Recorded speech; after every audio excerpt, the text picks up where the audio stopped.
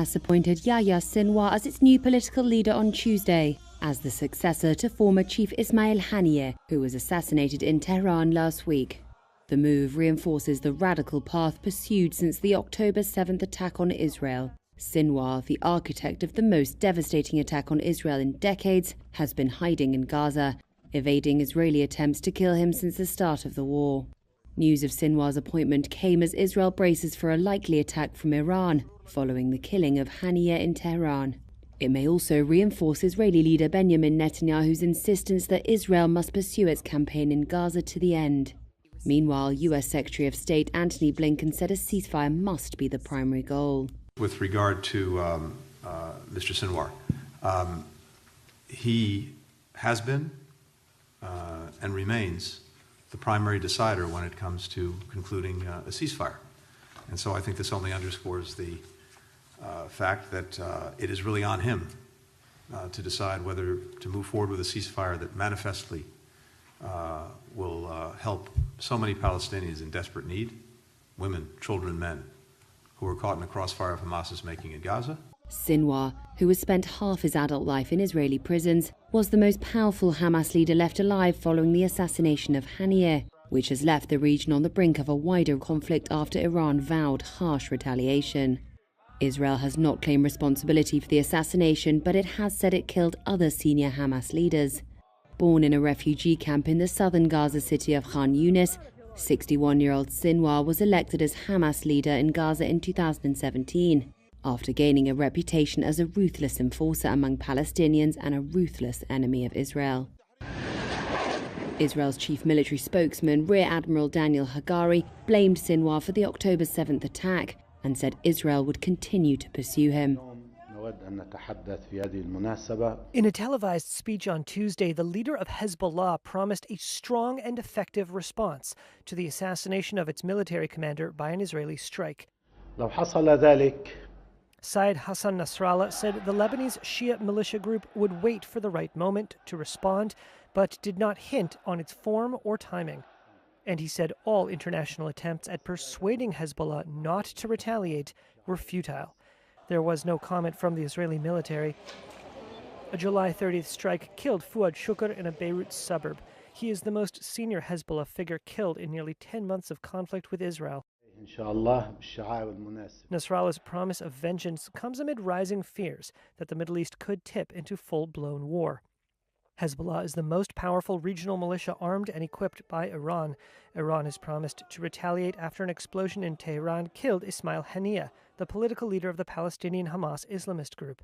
Iran blames Israel. On Ismail Haniyeh, we are not commenting on that particular incident. Israel has not claimed responsibility for Haniyeh's death.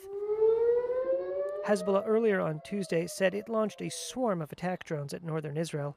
A Reuters video filmed drones over the city of Nahariya. Israel said 2 civilians were injured. While Nasrallah spoke, plumes of smoke were spotted over the Israel-Lebanon border. The White House on Tuesday said U.S. President Joe Biden spoke with the leaders of Qatar and Egypt to discuss efforts to de-escalate tensions. Kamala Harris picked Minnesota Governor Tim Walz to be her Democratic running mate in the presidential election. Tim Walz, governor of Minnesota. He's a 60-year-old U.S. Army National Guard veteran and former teacher who, in 2006, was elected to the U.S. House of Representatives in a Republican-leaning district in Minnesota. He served 12 years as a congressman before he was elected governor of Minnesota in 2018.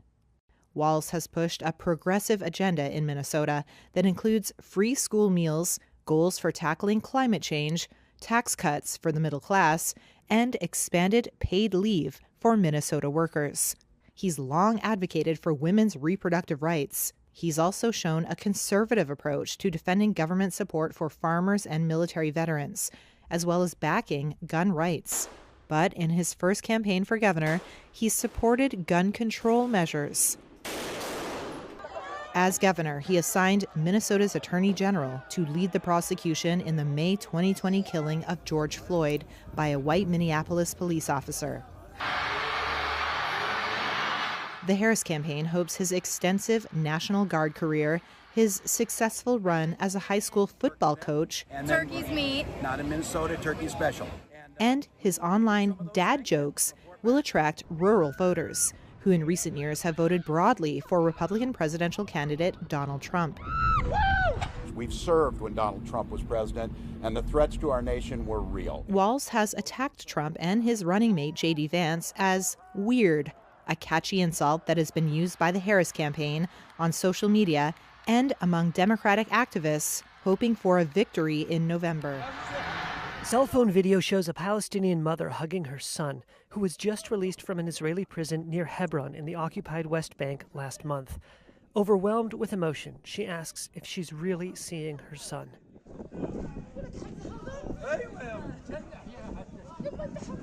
A new report out by an Israeli rights group says Palestinian prisoners held by Israel are subject to a systematic policy of abuse and torture since the start of the war in Gaza on October 7th. Sarit Michaeli is a spokesperson for B'Tselem, which issued the report.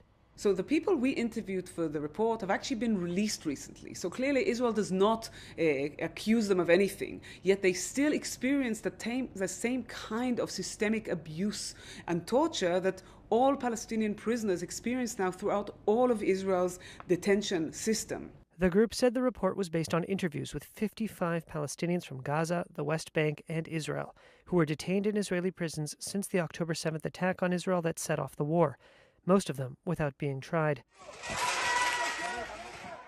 It comes 9 days after the Israeli military detained 9 soldiers accused of severe abuse of a Palestinian prisoner in a military facility. Those arrests touched off protests by right-wing activists defending the accused soldiers. Israeli media reports say the victim, a member of an elite Hamas unit, was subject to sexual assault. So firstly, it's important to tell the stories of the victims, of people who have been exposed to horrific abuse in Israel's prison system. Additionally, this publication is meant to change the reality. Therefore, B'Tselem has appealed to all nations and to all relevant institutions, including the International Criminal Court, to intervene, to end this reality and to hold Israeli policymakers accountable for what is going on, for the torture of Palestinian prisoners in Israeli prison facilities. A spokesperson for the Israel Prison Service said that all prisoners were treated according to the law and all basic rights were fully applied by professionally trained guards. The Israeli military, which runs some detention facilities where Palestinian prisoners have been held, said that it operated according to the rule of law and any specific claims of abuse were investigated. Even before last month's arrest of the 9 Israeli soldiers, Palestinians held by Israel had described abuse within the system. Muazzaz Obayat was released from a detention center in July, where he'd been held since October. He spoke to Reuters from a hospital bed in Bethlehem. Life in jail since October 7th is a life that no human on earth can imagine in general, especially in the Negev prison, which is like Guantanamo.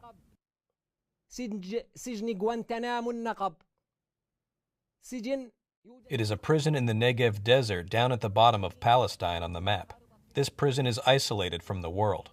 They act in the most disgusting and tough torture on earth against isolated detainees handcuffed, hungry, and ill.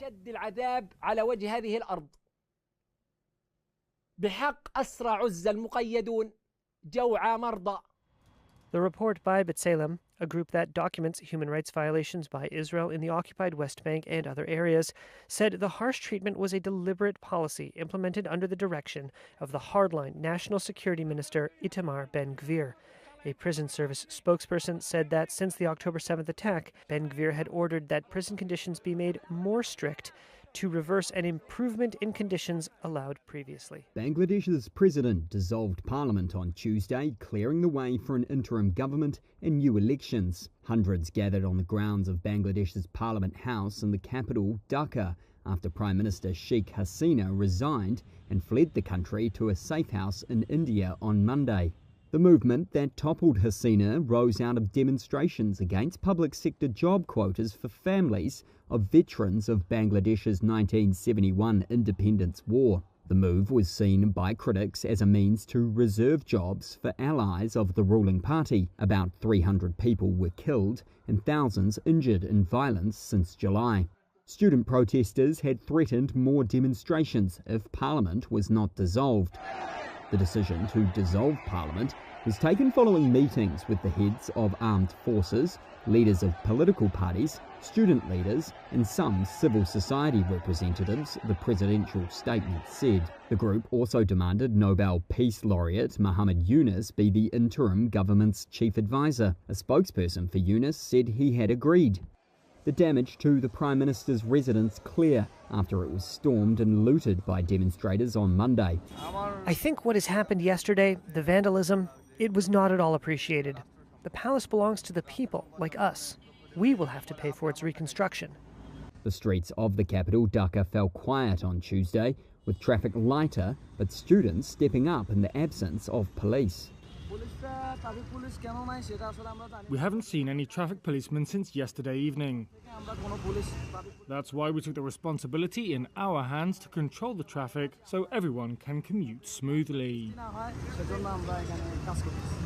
The student leaders also said they had received reports of attacks on minority groups, including Hindu temples in the Muslim-majority country. They urged restraint, saying this could undermine their movement. Violent clashes have gripped parts of the UK in recent days as protests fuelled by anti-immigrant sentiment rage across communities. But what sparked the riots and why are they spreading? On July 29th, 3 girls were murdered in a knife attack at a Taylor Swift-themed dance workshop in the normally quiet seaside town of Southport, a crime that has shocked the nation. Days later, the suspect, 17-year-old Axel Ruda-Kubana, appeared in an English court. Police quickly clarified that the incident was not terrorism-related, adding that Ruda-Kubana was born in Britain and that his parents had moved to the UK from Rwanda. Rumours around the suspect's heritage quickly gained traction online, fueling protests by anti-immigration and anti-Muslim demonstrators, which quickly descended into violence, arson and looting. Cars have been set on fire, and some unverified social media videos have shown ethnic minorities being attacked. False messaging on online platforms has also wrongly identified the suspected killer as a radical Islamist migrant. Police say high-profile figures amplifying these claims have contributed to the public response to the Southport killings. Former leader of the defunct anti-Islam English Defence League, Stephen Yaxley Lennon, who is better known as Tommy Robinson, is one of those being blamed by media for spreading misinformation to his many followers on X. Ex-owner Elon Musk has also weighed in. Responding to a post that blamed mass migration and open borders for the disorder in Britain, he wrote, "Civil war is inevitable." The spokesperson for British Prime Minister Keir Starmer said there was no justification for Musk's comments. We'll ramp up criminal justice. There have already been hundreds of arrests. Starmer, who has held emergency meetings with police and prison chiefs, has said violent protesters who target Muslim communities would swiftly face the full force of the law. Police say they've arrested hundreds of people since the start of the unrest and warned of lengthy prison terms for those found guilty of violent disorder. The protests have spread quickly from Southport to several other areas of the UK, with marches held from London to Liverpool, with mosques and hotels housing migrants targeted. That has become a moment at which to mobilise again. Director of UK-based think tank British Future, Sundar Katwala, says the Southport knife attack has become a moment for people to mobilise against. And so that tells us something about the group reputation of those groups among the people with, potentially far-right views and prejudiced views of them. But it is also that groups have been looking for an attempt to create a flashpoint, particularly around asylum accommodation, for the last several months. The British government also says it's examining the role foreign states are playing in amplifying disinformation online, while warning social media firms they had to do more to stop it. A specialist on right-wing extremism told Reuters that far-right groups are less organised than they were a decade ago, but that they are now highly visible, exploiting modern technology to capture attention.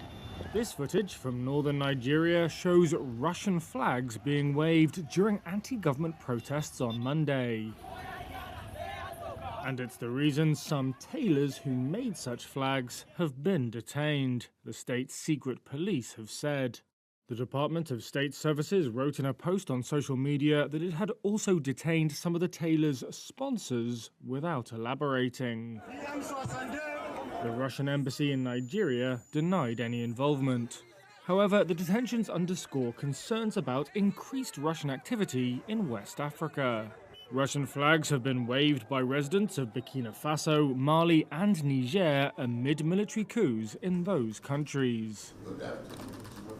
In Nigeria, hundreds of thousands have been protesting since August the 1st over economic hardships and crime. And in the northern states of Borno, Kaduna and Katsina, protesters have been seen waving hundreds of Russian flags, with some calling for a military takeover. Within the sovereignty of Nigeria. Nigeria's Chief of Defence Staff, General Christopher Musa, described the flying of foreign flags during anti-government protests as totally unacceptable. We will not accept anybody, any individual flying any foreign flag in Nigeria.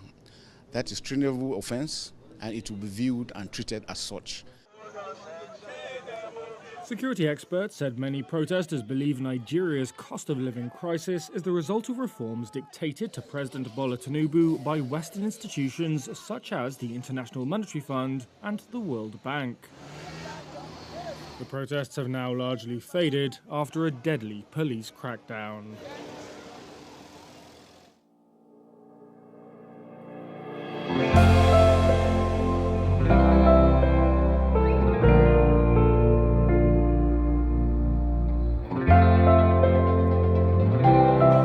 Street's main indexes rebounded Tuesday as investors jumped back into the market a day after a dramatic sell-off. The Dow gained 0.75%, and the S&P 500 and Nasdaq each added 1%. In recent comments, Federal Reserve policymakers have pushed back against the idea that weaker-than-expected July jobs data means the economy is headed for a recession. Bill Fitzpatrick, portfolio manager at Logan Capital Management, agrees with that sentiment, at least for now. So with regards to a potential recession, I would first point out that the U.S. economy is still growing at a 2.5% clip. So as of today, we're in no danger of a near-term recession. That being said, a number of indicators would suggest that our economy is not only weakening, but will continue to weaken. And remember, the impact of higher interest rates takes place on a very significant lag. It's not 6 months, it's more 12, 18, perhaps 24 months. And we're starting to see that work its way into the U.S. economy. Traders are pricing in a 75% chance the Fed will cut rates by 50 basis points at its next policy meeting in September, according to the CME Group's FedWatch tool. Though later this month, Federal Reserve Chair Jerome Powell could give an indication of where the central bank stands during his speech at the annual meeting of central bank officials in Jackson Hole, Wyoming. Stocks on the move Tuesday included AI darling NVIDIA, up nearly 4%, giving the S&P and Nasdaq their biggest boosts. Uber shares jumped 11% after the ride-sharing and food delivery provider beat Wall Street estimates for second quarter revenue and core profit, helped by steady demand for its services. And Caterpillar gained 3% after beating analysts' estimates for second quarter profit, as higher prices on its larger excavators and other equipment countered moderating demand in North America. Apple's lucrative relationship with Google could be at risk after a judge ruled that the search giant is operating an illegal monopoly. The Alphabet-owned firm pays the iPhone maker $20 billion per year to be the default search engine on the handsets. That's according to analysis by Morgan Stanley. But analysts say avoiding antitrust penalties could require terminating the agreement. Instead, users might be prompted to choose a search engine. It's estimated ending the exclusivity deal could knock up to 6% off Apple's profits and leave it looking for new options. One might be to offer alternatives like Microsoft's Bing. Another could be to develop a new search product, maybe powered by OpenAI. Apple has already said it's bringing the firm's chatbot to its products, but it's also in talks to offer Google's Gemini bot and other AI models, which analysts say is a sign it's worried about doing more exclusive deals. Apple's search engine pact with Google runs until at least September 2026.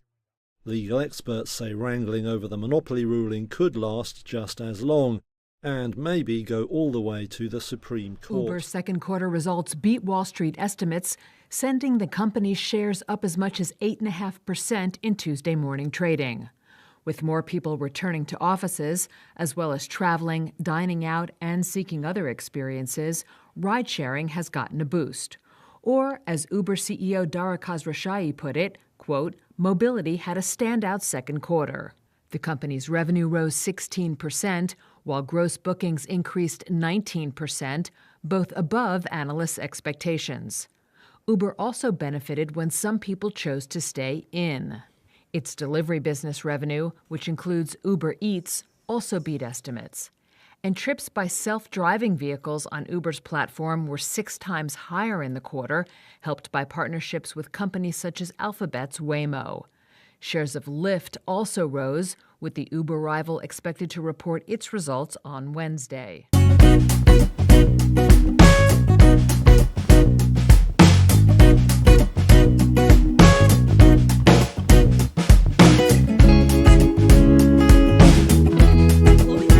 Season 5 finale just took a dramatic turn with a shocking health revelation. In the Season 5 finale of The Kardashians, Khloe Kardashian's health update stole the show with surprising results. The 40-year-old reality star, joined by her mom Kris Jenner, sister Kim Kardashian, and Scott Disick, took a biological age test that unveiled some unexpected and thrilling findings. Khloe Kardashian voiced her doubts in a confessional, worried that her sisters might have younger biological ages. With Kourtney's commitment to fitness and her own love for less healthy foods, Khloe's concern was clear. The test results were revealed via video call. Kris Jenner's biological age was 6 years younger than her actual age, and Kim Kardashian was thrilled to be biologically 34. Khloe, however, grew more anxious as she awaited her results. "I'm nervous. My heart is racing. If I find out that I'm 812, I'm just gonna cry. I can't do this." When Khloe's biological age was revealed as 28, she was overly joyed, jumping and screaming with excitement. Kris joked that she might have lost her hearing from the noise. "Never in a million years, I wouldn't have bet on myself," Khloe said in disbelief. Kim, on the other hand, was frustrated, admitting, "For sure, I'm pissed." The doctor then announced Khloe's aging rate as 0.72, making her one of the slowest aging people globally. Khloe humorously added, "The world needs to know that me, the fat one, is now better than the best one." Khloe Kardashian's journey has been tough, facing body shaming and criticism, especially compared to her sisters. Reflecting on her past, she noted, "I was always the fat sister. It was brutal." Despite this, she stayed determined. Her transformation began with Revenge Body with Khloe Kardashian in 2015, where intense workouts and a disciplined diet led to a remarkable physical change she maintains today. Her biological age results celebrate her progress from being body shamed to achieving and embracing her health and success.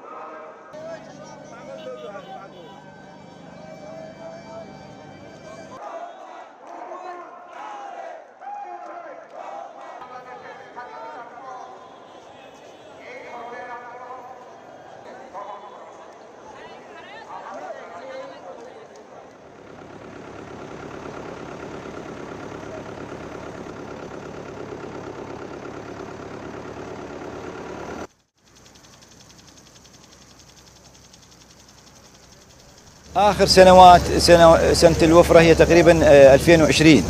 من بعدها صار جفاف وتدري بوقتها كورونا صارت وهواية أمور حدثت بالبلد، فعلى أثرها انقطعت زراعة محصول الشلب يعني، والسبب الرئيسي هو عدم توفير المياه طبعا. بهذه السنين عانى المزارع.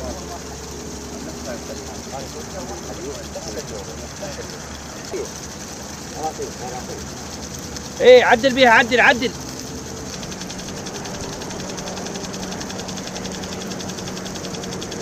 الطريقة القديمة لا شنت 10 15 واحد يطاردون ورا الماي، راح الماي منا رد الماي، بينما هسه نفر واحد مرشات يشغل المضخة تسقي القاع بصورة صحيحة. هذا الصنف والذي اسميناه صنف الغري عملنا عليه لمدة 15 سنة تقريبا، أجرينا كافة التجارب الخاصة بهذا التركيب الوراثي. التركيب الوراثي يتفوق على بقية الأصناف بالإنتاجية، الأصناف المحلية الموجودة بالعراق، بالإضافة إلى تحمله لشحة المياه. يلا طابلنا تعال انتصر. ايه تعال.